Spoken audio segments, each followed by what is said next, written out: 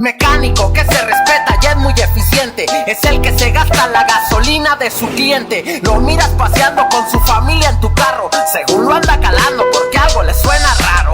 Todo buen mecánico que ama su trabajo es al que le marcas y que te manda al carajo.